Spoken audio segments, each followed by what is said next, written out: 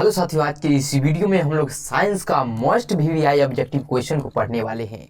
ये क्वेश्चन ऐसा है प्यारे साथियों जो डायरेक्ट पेपर में छपने वाला है। यहाँ से जो क्वेश्चन हो प्यारे साथियों डायरेक्ट पेपर में आने वाला है। तो वीडियो को पहले तो लाइक कर दीजिए और चैनल को सब्सक्राइब नहीं किए हैं तो चैनल को सब्सक्राइब करके बेल आइकन घंटी को प्रेस कर दीजिए, जिससे क्या होगा हमारे आने वाले वीडियो को नोटिफिकेशन सबसे पहले आपको जाए। साथियों अगर फ्री पीडीएफ प्राप्त करना चाहते हैं तो व्हाट्सएप ग्रुप को ज्वाइन कर लीजिए। ज्वाइन करने के लिए करना क्या होगा, हमारे इस व्हाट्सएप नंबर पर मैसेज करके आप व्हाट्सएप ग्रुप में ज्वाइन हो सकते हैं। 8084 028 458 ये हमारा रहा व्हाट्सएप नंबर। क्या इस पर आप मैसेज करेंगे तो व्हाट्सएप ग्रुप में जोड़ दिया जाएगा, जहां से आपको मिलेगा फ्री पीडीएफ। चलिए साथियों क्वेश्चन की ओर चलते हैं, देखते हैं पहला क्वेश्चन कहता क्या है। पहला क्वेश्चन है चुंबकीय क्षेत्र चुंबक के ध्रुव के होते हैं, महत्तम होते हैं, निम्नतम होते हैं, सामान्य होते हैं, कोई नहीं। तो चुंबकीय क्षेत्र चुंबक ध्रुव के क्या होते हैं, महत्तम होते हैं। रट लीजिए प्यारे साथियों, रट लीजिए, क्योंकि यहाँ से आपके पेपर में डायरेक्ट क्वेश्चन छपने वाला है। रट लीजिए, ऑप्शन नंबर ए यहाँ पर राइट आंसर हो जाएगा। ऑप्शन नंबर ए यहाँ पर राइट आंसर हो जाएगा। चलिए अगले क्वेश्चन की ओर चलते हैं। अगला क्वेश्चन है प्यारे साथियों बहुत ही जबरदस्त क्वेश्चन है। ये क्वेश्चन बार बार पूछा जा चुका है और इस बार भी पूछा जाएगा। रट लीजिए, प्रतिबिंब की ऊंचाई और वस्तु की ऊंचाई के अनुपात को कहते हैं आवर्धन कहते हैं, संवर्धन कहते हैं, प्रवर्धन कहते हैं, कोई नहीं। तो प्रतिबिंब की ऊंचाई और वस्तु की ऊंचाई के अनुपात को क्या कहते हैं, आवर्धन कहते हैं, आवर्धन कहते हैं। ऑप्शन नंबर ए जो हो जाएगा यहाँ पर राइट आंसर हो जाएगा। चलिए प्यारे साथियों अगले क्वेश्चन की ओर चलते हैं। अगला क्वेश्चन प्यारे साथियों अल्कोहल का अपवर्तनांक है कितना है प्यारे साथियों, 1.33 है या 1.65 है, 1.36 है या 1.31 है। तो अल्कोहल का अपवर्तनांक जो होता है प्यारे साथियों 1.36, ठीक है 1.36। ऑप्शन नंबर सी जो हो जाएगा यहाँ पर राइट आंसर हो जाएगा। रट लीजिए, अल्कोहल का अपवर्तनांक 1.36 है, क्योंकि ये क्वेश्चन आपके एग्जाम में छपने वाला है। चलिए अगले प्रश्न की ओर चलते हैं। अगला प्रश्न बहुत ही जबरदस्त प्रश्न आपके सामने आ चुका है। चौथा नंबर प्रश्न आंसर देने की कोशिश कीजिएगा। कहता है नेत्र लेंस में समायोजन की क्रिया होती है, नेत्र लेंस में समायोजन की क्रिया होती है आइरिस द्वारा, नेत्र लेंस द्वारा, सिलियरी पेशियों द्वारा, कॉर्निया द्वारा। तो नेत्र लेंस में समायोजन की क्रिया होती है प्यारे साथियों सिलियरी पेशियों द्वारा। किसके द्वारा, सिलियरी पेशियों द्वारा। ऑप्शन नंबर सी जो हो जाएगा यहाँ पर राइट आंसर हो जाएगा। प्यारे साथियों रट लीजिए, प्यारे साथियों रट लीजिए, सभी प्रश्न को अच्छे से रट लेना है, क्योंकि यहां से आपके एग्जाम में छपने वाला है डायरेक्ट क्वेश्चन, ठीक है। चलिए अगले प्रश्न की ओर चलते हैं। अगला प्रश्न कहता है प्यारे साथियों प्रत्यावर्ती धारा की आवृत्ति कितनी होती है। प्रत्यावर्ती धारा की आवृत्ति कितनी होती है, 100 हर्ट्ज या 40 हर्ट्ज या 50 हर्ट्ज या 60 हर्ट्ज। तो प्रत्यावर्ती धारा की आवृत्ति जो होती है प्यारे साथियों 50 हर्ट्ज होती है। कितनी होती है, 50 हर्ट्ज होती है। ऑप्शन नंबर सी जो हो जाएगा राइट आंसर हो जाएगा। चलिए प्यारे साथियों अगले प्रश्न की ओर पढ़ते हैं। अगला प्रश्न है प्यारे साथियों बहुत ही इंपॉर्टेंट प्रश्न है, आपके सामने आ चुका है। फैराडे ने बहुत से क्रांतिकारी खोज की जिसमें विद्युत चुंबकीय प्रेरणा है, विद्युत अपघटन के नियम है, या ए और बी दोनों है, या इनमें से कोई नहीं। तो फैराडे ने बहुत से क्रांतिकारी खोज की जिसमें क्या है, जिसमें विद्युत चुंबकीय प्रेरणा और विद्युत अपघटन के नियम दोनों है, यानी ऑप्शन नंबर सी जो हो जाएगा राइट आंसर हो जाएगा। ये दोनों है, ठीक है। तो ऑप्शन नंबर सी यहाँ पर राइट आंसर हो जाएगा प्यारे साथियों, राइट आंसर हो जाएगा। Option number C right answer हो जाएगा, ठीक है। ए और बी दोनों हो जाएगा।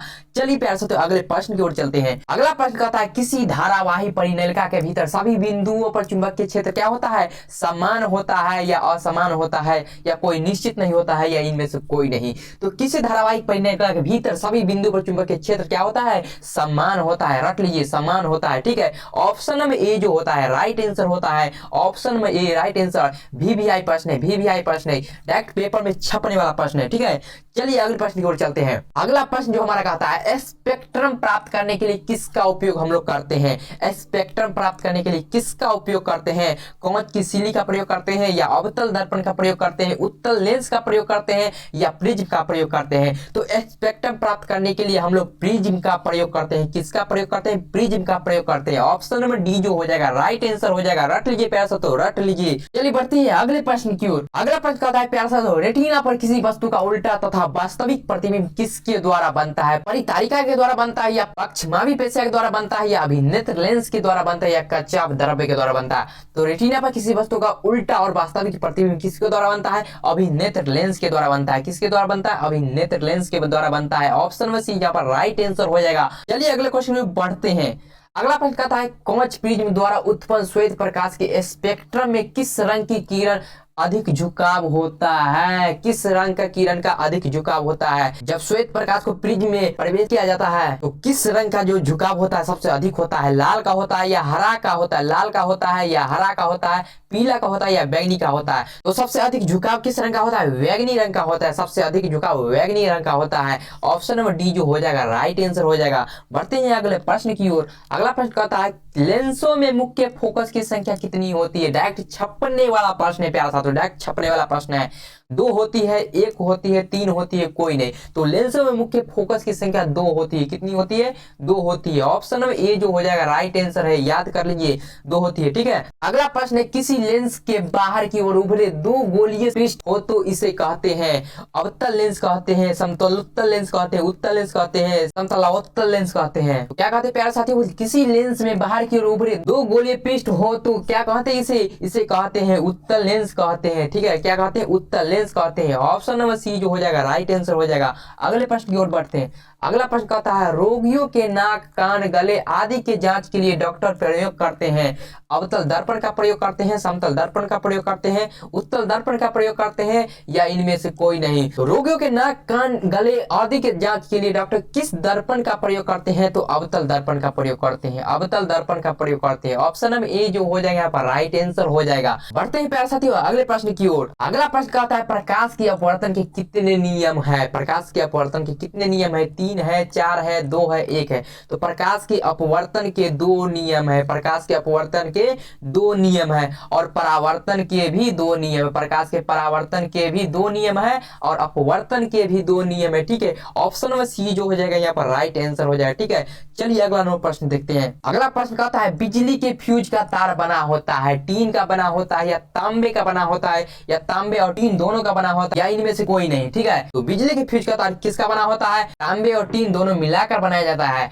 ऑप्शन नंबर सी जो हो जाएगा यहाँ पर राइट आंसर हो जाएगा। अगला प्रश्न कहता है जिन पदार्थों से विद्युत प्रवाह आसानी से नहीं होती है उसे कहते हैं विद्युत रोधी कहते हैं, विद्युत चालक कहते हैं, ए और बी दोनों कहते हैं, या इनमें से कोई नहीं? तो जिन पदार्थों से विद्युत धारा आसानी से प्रवाहित नहीं होती है उसे हम विद्युत रोधी कहते हैं। क्या कहते हैं? विद्युत रोधी कहते हैं। ऑप्शन नंबर ए जो हो जाएगा राइट आंसर, रट लीजिए। ठीक है, ऑप्शन नंबर ए हो जाएगा राइट आंसर। अगले प्रश्न की ओर चलते हैं। अगला प्रश्न कहता है क्या प्रोटीन आवेशन प्रक्रम में भाग लेता है?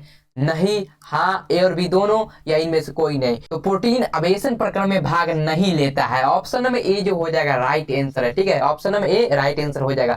चलिए बढ़ते हैं अगले प्रश्न की ओर। अगला प्रश्न कहता है परिपथ में किन्हीं 2 बिंदुओं के बीच विभवांतर मापा जाता है, किसके द्वारा मापा जाता है? बहुत ही शानदार प्रश्न है, मोस्ट वीवीआई प्रश्न है प्यारे साथियों। छपने वाला है, डायरेक्ट प्रश्न यहाँ से छपने वाला है। एमीटर से मापा जाता है या वोल्ट मीटर से मापा जाता है या डायनेमो से मापा जाता है, या इनमें से कोई नहीं? तो विभवांतर मापा जाता है हमेशा वोल्ट मीटर से। किससे मापा जाता है? वोल्ट मीटर से। ऑप्शन नंबर बी जो हो जाएगा यहाँ पर राइट आंसर हो जाएगा। ऑप्शन नंबर बी जो हो जाएगा राइट आंसर हो जाएगा। बढ़ते हैं अगले प्रश्न की ओर।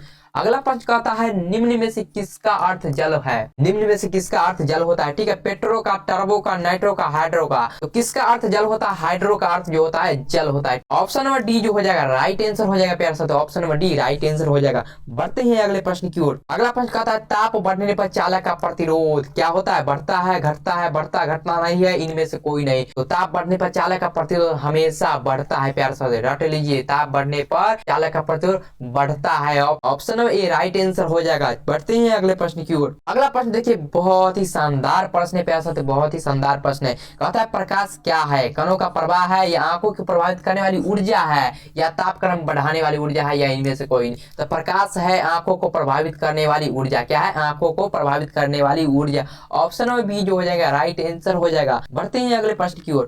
अगला प्रश्न कहता है मंद प्रकाश में किसकी शिथिलता से पुतली पूर्ण रूप से फैल जाती है? कॉर्निया से, परितारिका से, एरिस से, कोई नहीं? तो मंद प्रकाश में परितारिका की शिथिलता से जो है पुतली पूर्ण रूप से फैल जाती है। ऑप्शन नंबर बी जो हो जाएगा राइट आंसर हो जाएगा परितारिका। ठीक है, option number B right answer हो जाएगा। अगला प्रश्न स्थिर विद्युत में आवेश विरामावस्था में रहते हैं, या गति की अवस्था में रहते हैं, या दोनों अवस्था में रहते हैं, या किसी भी अवस्था में नहीं रहते हैं? तो स्थिर विद्युत में आवेश क्या होते हैं? विरामावस्था में होते हैं। ठीक है, विरामावस्था में रहते हैं। ऑप्शन नंबर ए जो हो जाएगा राइट आंसर हो जाएगा। अगले प्रश्न की ओर चलते हैं। अगला प्रश्न कहता है दूरदृष्टि वाली आंखों साफ साफ देख सकती है दूर की वस्तु को, निकट की वस्तु को, बड़ी वस्तुओं को इनमें से कोई नहीं। तो दूरदृष्टि वाली आंखों साफ साफ देख सकती है, दूर की वस्तु को देख सकती है। किस वस्तु को? दूर की वस्तु को देख सकती है। ठीक है, ऑप्शन में ई जो हो जाएगा प्यार से तो राइट आंसर हो जाएगा। अगला प्रश्न कहता है तालाब का जल कम गहरा दिखाई देता है, किसके कारण दिखाई देता है? परावर्तन के कारण दिखाई देता है, या विवर्तन के कारण दिखाई देता है, अपवर्तन के कारण दिखाई देता है, या ध्रुवण के कारण दिखाई देता है? तो तालाब का जल कम गहरा अपवर्तन के कारण दिखाई देता है। किसके कारण दिखाई देता है? अपवर्तन के कारण दिखाई देता है। Option number C right answer हो जाएगा। अगला प्रश्न देखिए, बहुत ही शानदार प्रश्न है। मृत्यु के पश्चात कितने घंटे के अंदर नेत्र निकाल लेना चाहिए? 2 से 3 घंटे के भीतर, 4 से 6 घंटे के भीतर, 8 से 10 घंटे के भीतर, 10 से 12 घंटे के भीतर। तो मृत्यु के बाद जो है 4 से 6 घंटे के भीतर जो है हमें नेत्र निकाल लेना चाहिए। ऑप्शन नंबर बी जो है राइट आंसर हो जाएगा। Option number B right answer हो जाएगा। अगला प्रश्न देखिए, बहुत ही शानदार प्रश्न है। नीला तथा हरा प्रकाश के मिलने पर किस वर्ण का प्रकाश प्राप्त होता है? नीला तथा गहरा प्रकाश के मिलने पर किस वर्ण का प्रकाश प्राप्त होता है? हरा प्राप्त होता है, या श्यान, पीला, नीला? तो नीला तथा हरा के मिलने पर श्यान रंग का प्रकाश प्राप्त होता है। किस रंग का? श्यान रंग का। ऑप्शन में बी जो हो जाएगा राइट आंसर हो जाएगा। अगला प्रश्न देखिए, बहुत ही शानदार प्रश्न है। भी आए ये प्रश्न जो है आपके एग्जाम में छपने वाला है। क्या है? छपने वाला है। क्या कहता है? चुंबकीय क्षेत्र की तीव्रता का मात्रक है ऑस्टर्ड है, या टेस्ला है, या ए और बी दोनों है, या इनमें से कोई नहीं? तो चुंबकीय क्षेत्र की तीव्रता का मात्रक क्या है? टेस्ला है। क्या है? टेस्ला है। ऑप्शन में बी जो हो जाएगा राइट आंसर हो जाएगा। ऑप्शन में बी जो हो जाएगा राइट आंसर हो जाएगा। अगला प्रश्न देखिए प्यारे साथियों, चुंबकीय क्षेत्र रेखाओं की निकटता बतलाता है क्षेत्र का मान और दिशा, क्षेत्र की दिशा इनमें से कोई नहीं। तो चुंबकीय क्षेत्र रेखाओं की निकटता बतलाता है, क्षेत्र का मान बतलाता है। ठीक है, क्षेत्र का मान बतलाता है। ऑप्शन नंबर ए जो हो जाएगा राइट आंसर हो जाएगा। अगला प्रश्न देखिए प्यारे साथियों, कहता है दर्पण की चौड़ाई को कहा जाता है, दर्पण की चौड़ाई को कहा जाता है फोकस, द्वारक, ध्रुव इनमें से कोई नहीं। तो दर्पण की चौड़ाई को कहा जाता है द्वारक कहा जाता है। क्या कहा जाता है? द्वारक कहा जाता है। ऑप्शन नंबर बी जो हो जाएगा राइट आंसर हो जाएगा। अगला प्रश्न देखिए, वे सभी पदार्थ भस्म कहे जाते हैं जो जल में घुलकर किस प्रकार के आयन देते हैं? वे सभी पदार्थ भस्म कहे जाते हैं जो जल में घुलकर किस प्रकार के आयन देते हैं? हाइड्रोक्सिल आयन देते हैं, या हाइड्रोजन आयन देते हैं, हाइड्रोईन आयन देते हैं, या इनमें से कोई नहीं? तो कौन से आयन देते हैं प्यारे साथियों? भस्म कौन से आयन देते हैं? भस्म जो है हाइड्रोक्सिल आयन देते हैं। कौन से आयन देते हैं? हाइड्रोक्सिल आयन देते हैं। ऑप्शन नंबर ए जो हो जाएगा राइट आंसर हो जाएगा। बढ़ते हैं प्यारे साथियों अगले प्रश्न की ओर। अगला प्रश्न है प्यारे साथियों, वैसे लवण जो अम्ल और भस्म के पूर्ण उदासीकरण से बनते हैं कहे जाते हैं? सामान्य लवण, अम्लीय लवण, भस्मीय लवण, इनमें से कोई नहीं। तो क्या कहे जाते हैं? सामान्य लवण कहे जाते हैं। ऑप्शन नंबर ए जो हो जाएगा राइट आंसर हो जाएगा। अगला प्रश्न कहता है प्रथम कार्बनिक यौगिक यूरिया का संश्लेषण किसने किया था? कोल्बे ने किया था, या बोहर ने किया था, या बिजलियस ने किया था, या इनमें से कोई नहीं? तो कार्बनिक यौगिक यूरिया का संश्लेषण किसने किया था? बोहर ने किया था। किसने किया था? बोहर ने किया था। ऑप्शन नंबर बी जो हो जाएगा राइट आंसर हो जाएगा। चलिए अगले प्रश्न की ओर चलते हैं। अगला प्रश्न कहता है प्यार साथियों, कैल्शियम कार्बाइड जल के साथ अभिक्रिया कर देता है। क्या देता है? मीथेन देता है, या इथेन देता है, या एथीन देता है, या एथाइन देता है? तो कैल्शियम कार्बाइड क्या? कैल्शियम कार्बाइड CaC2 प्लस जल के साथ अभिक्रिया करेगा, यानी H2O के साथ अभिक्रिया करेगा तो क्या देगा? क्या देगा हमें? CaOH का होल ट्वाइस, CaOH का होल ट्वाइस, अब प्लस क्या देगा? C2H2 देगा। क्या देगा? C2H2। तो C2H2 को क्या कहते हैं? एथाइन कहते हैं। क्या कहते हैं? एथाइन कहते हैं। ऑप्शन नंबर डी जो हो जाएगा यहाँ पर राइट आंसर हो जाएगा। ऑप्शन नंबर डी जो हो जाएगा राइट आंसर हो जाएगा। बढ़ते हैं अगले प्रश्न की ओर। अगला प्रश्न कहता है लोहा से जिंक लेपित करने की क्रिया को कहते हैं संक्षारण कहते हैं, या गैल्वेनीकरण कहते हैं, या पानी चढ़ाना कहते हैं, विद्युत अपघटन कहते हैं? क्या कहते हैं? लोहा से जिंक लेपित करने की प्रक्रिया को क्या कहते हैं? गैल्वेनीकरण कहते हैं। क्या कहते हैं? गैल्वेनीकरण कहते हैं। ऑप्शन नंबर बी जो हो जाएगा राइट आंसर हो जाएगा।